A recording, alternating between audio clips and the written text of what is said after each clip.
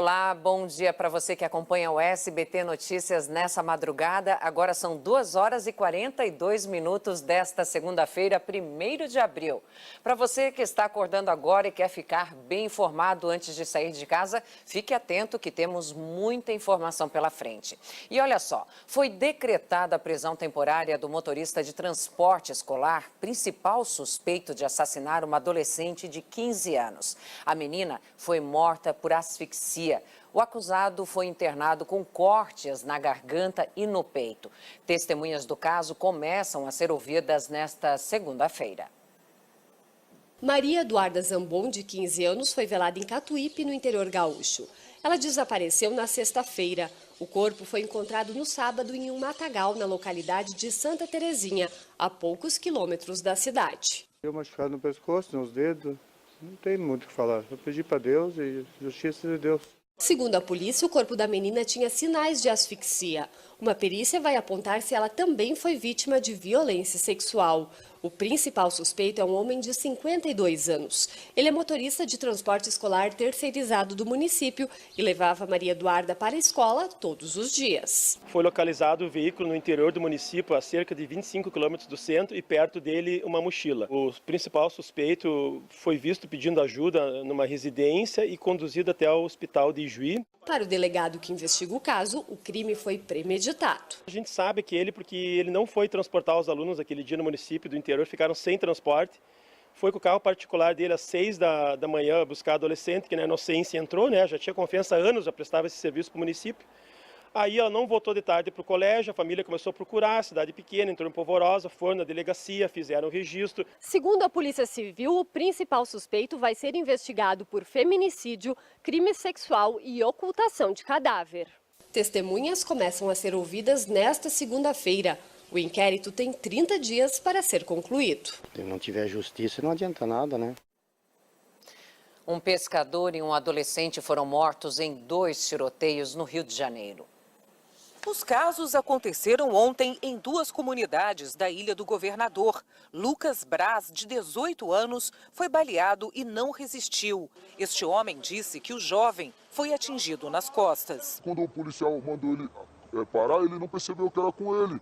O policial não tinha necessidade de atirar nele, porque ele estava perto. Como o garoto não olhou para trás, ele deu o primeiro tiro e não pegou, ele deu o segundo.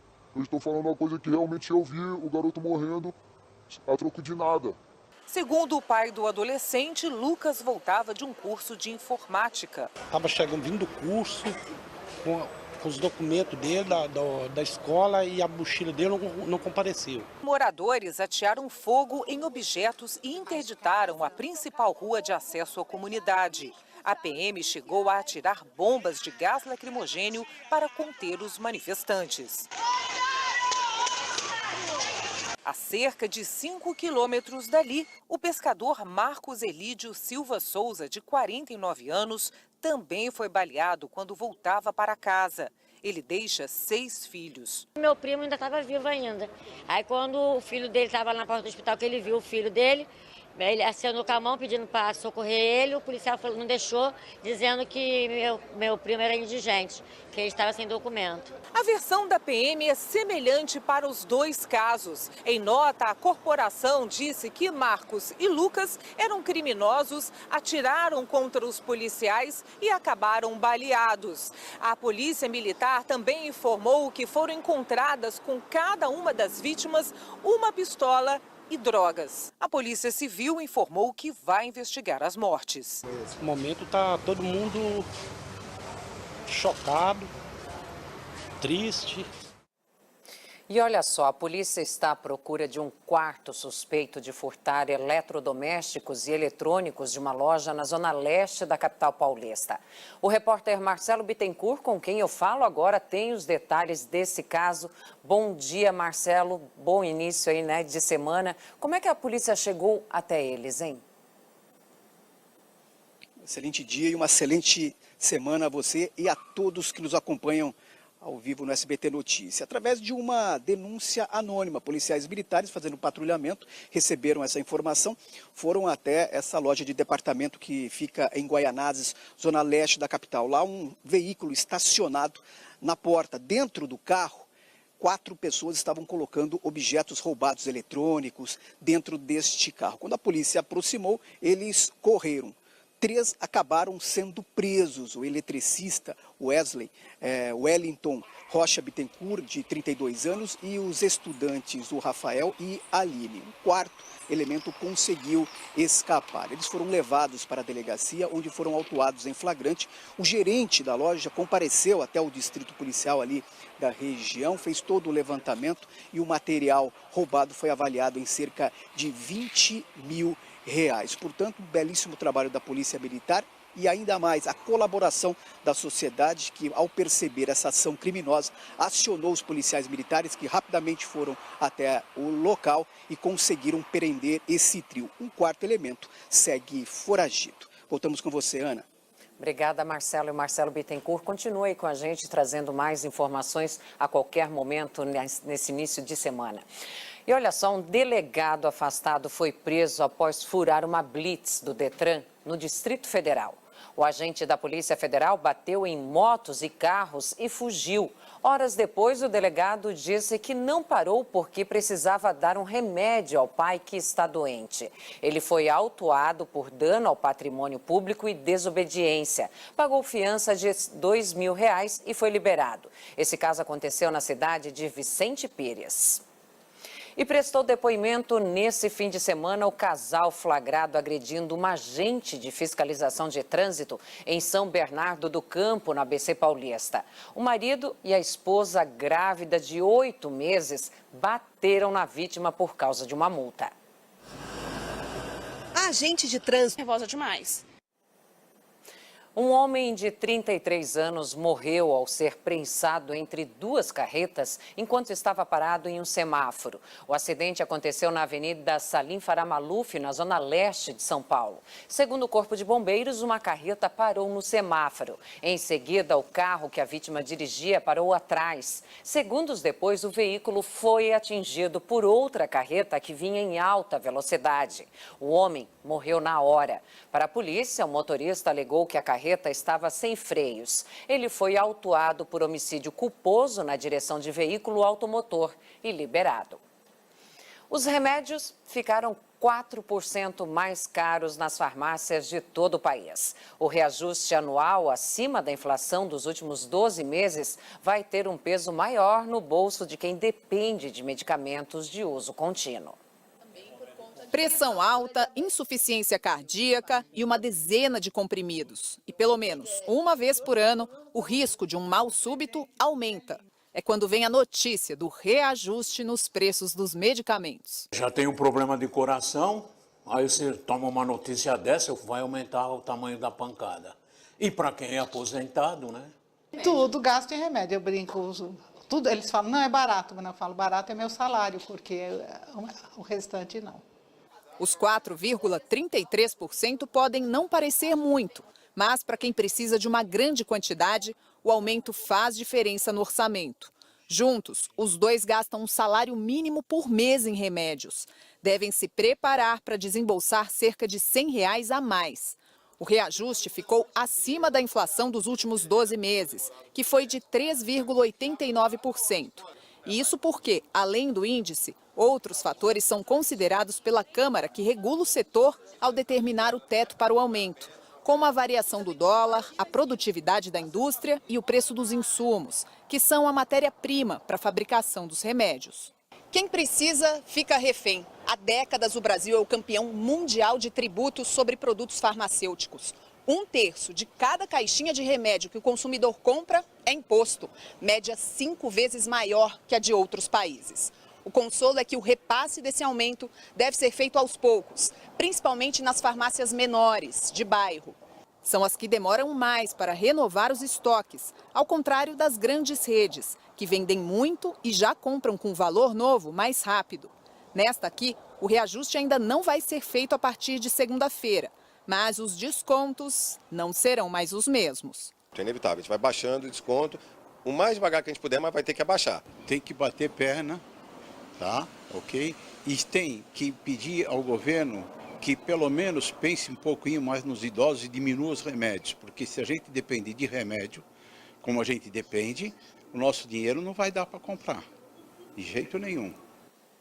O fim de semana teve dia D de imunização contra o vírus da gripe no Amazonas. Nesse ano, 32 pessoas morreram por causa da doença no estado, que precisou antecipar a vacinação. Para todo o país, a campanha começa dia 10 de abril. Dona Gisele aproveitou para levar os 2 filhos logo cedo para tomar vacina. É bom, né? Imunizar os filhos. No início da campanha não deu tempo, não? Não deu. E ela não foi a única. O dia D contra o vírus deixou as principais unidades básicas de saúde lotadas na capital amazonense. Crianças e idosos foram levados pela família aos postos. A vacina está disponível para o grupo prioritário, que inclui idosos com mais de 60 anos, portadores de doenças crônicas, indígenas, trabalhadores da saúde e educação, gestantes e, neste ano, crianças menores de 6 anos também podem ser imunizadas nesta fase da campanha. Na próxima semana a gente tem que traçar outras estratégias para ir atrás desses grupos prioritários que ainda estão abaixo, grávidas e crianças. O último boletim divulgado pela Secretaria de Saúde informou que 370 mil pessoas já foram vacinadas desde o início deste mês.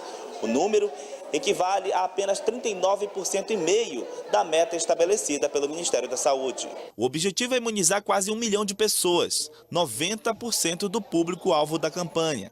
Além das unidades de saúde, a vacina também foi disponibilizada em outros pontos da cidade.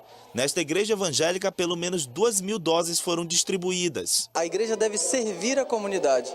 E quando a igreja abre as portas para esse tipo de evento, está cumprindo um dos seus papéis fundamentais. Aos 70 anos, seu Renato fez questão de ser vacinado. A gente optou por tomar a vacina exatamente aqui, que fica próximo do nosso local de trabalho.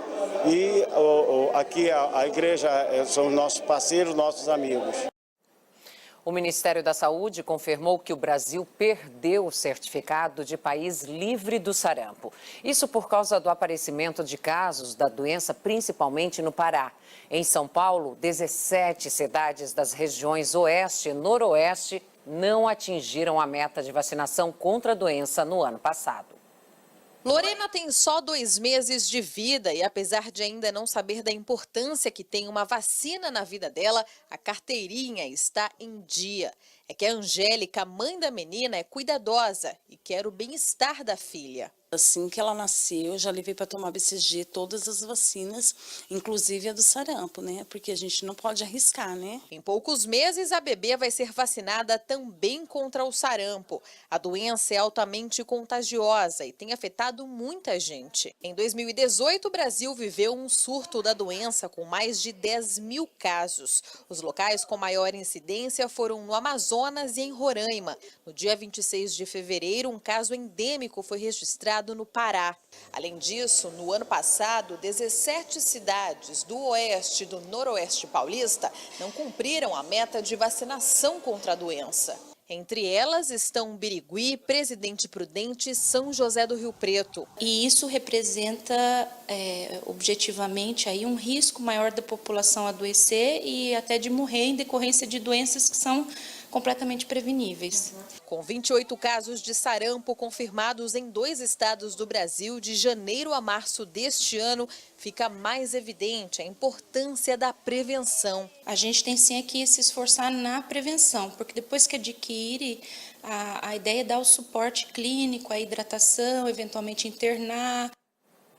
O Ministério da Saúde informou que já trabalha para controlar a doença e obter novamente o status de país livre do sarampo. E ainda que intensificou a vacinação para as crianças de 1 a 5 anos. 3 suspeitos de assaltos a lojas de celulares foram presos em São Paulo. O mais surpreendente é que os criminosos iam à igreja agradecer pelos produtos roubados. No circo de luxo. Que coisa, hein? 2 homens e uma mulher foram presos em flagrante tentando furtar uma loja na zona leste de São Paulo. Os criminosos estouraram a porta de aço com um pé de cabra. Com eles, a polícia recuperou aparelhos de som, 2 TVs e secadores de cabelo. Os produtos são avaliados em cerca de R$15 mil. 4 bandidos conseguiram fugir. E 2 mulheres foram presas acusadas de abusar e torturar de uma menina de apenas 4 anos em Pernambuco. A agressão foi descoberta por acaso na escola que a criança frequentava. O caso aconteceu no distrito de Paquevira, em Canhotinho, agreste meridional de Pernambuco, e só foi descoberto pela escola na última quinta-feira. Estamos na sala de aula que a garotinha de 4 anos frequenta todos os dias. Exatamente aqui ela costuma sentar. Ela estava no colo da professora. Foi aqui que tudo foi descoberto. Ao questionar um hematoma no rosto, a garotinha afirmou que a mãe e a tia teriam machucado. Essas duas mulheres tomam conta da menina desde julho do ano passado. A partir daí, outros hematomas foram descobertos, queimaduras nas costas e também nas partes íntimas. A menina não morava com a mãe biológica, e sim com duas mulheres que mantinham um relacionamento e estavam em processo para conseguir a guarda da garota. A coordenadora da escola relata que ficou chocada e até se emociona ao contar os detalhes. Sei que eu ainda não estou bem. Não estou bem. Mas vai ficar tudo bem. Imediatamente, a direção da escola acionou o Conselho Tutelar e a polícia. De acordo com um órgão de proteção à criança e ao adolescente, a mãe biológica não sabia do que se passava e permitiu que a filha fosse criada pelas duas mulheres por não ter condições financeiras. Eu acho que a questão é uma questão financeira, né? Que ela tem 5 crianças, ela não trabalha, só vive a renda é o Bolsa Família. Então, ela achou que entregou a menina para esse casal. Nós autuamos o casal homoafetivo nas penalidades do artigo 217-A do Código Penal Brasileiro, que é estupro de vulnerável, e também eu autuei o casal homoafetivo pelo crime de tortura. A Justiça do Paraná retoma essa semana as audiências do caso Daniel, o jogador de futebol que foi assassinado em outubro do ano passado em São José dos Pinhais, na região metropolitana de Curitiba. Nesta segunda devem ser ouvidas testemunhas de defesa. Pelo menos 60 pessoas foram indiciadas pelos advogados dos réus. A previsão é que esses depoimentos só terminem na sexta-feira. Só depois dessa fase deve ser definido se os 7 réus vão ou não a júri popular. Entre eles, Edson Brits, a mulher Cristiana e a filha do casal, Alana Brits. Eles são acusados de homicídio, ocultação de cadáver, fraude processual e corrupção de adolescente. Eu espero que as pessoas que vão julgar tenham a sabedoria, que Deus dê sabedoria para essas pessoas, para eles julgarem cada um pelo crime que eles cometeram, porque foram várias pessoas que torturaram meu filho. Sempre acompanhei meu filho em tudo, em todas as horas felizes da vida dele. E agora fizeram isso com ele, não vou abandonar. Eu me preparei para esse momento, com terapia, com médico, para eu estar aqui e estar representando ele. Daniel Correia de Freitas, de 24 anos, foi encontrado morto numa área de mata em 28 de outubro do ano passado, após ser agredido e mutilado. O jogador tinha viajado para São José dos Pinhais para participar da festa de aniversário de 18 anos de Alana, que começou em uma boate e depois continuou na casa da família. O pai da jovem, Edson Brits, confessou o crime e disse que cometeu assassinato para defender a mulher que estaria sendo estuprada pelo jogador, versão que é negada pela acusação. Ele apenas foi uma infantilidade dele, aquela foto que ele fez, coisa de menino, mas jamais, importunação não, jamais. Um atleta morreu durante uma competição de nado em Florianópolis. A vítima, de 57 anos, morreu afogada. Ao mesmo tempo, outro nadador, um cardiologista de 63 anos, sofreu uma parada cardíaca, mas foi socorrido a tempo e sobreviveu. Eles participavam da competição de nado ao redor da ilha do Campeche. Quase 2 meses após o incêndio no Ninho do Urubu, no Rio de Janeiro, as equipes Sub-15 e Sub-17 do Flamengo voltaram a jogar. Entre os sobreviventes, o atacante Cauã, que balançou a rede 2 vezes.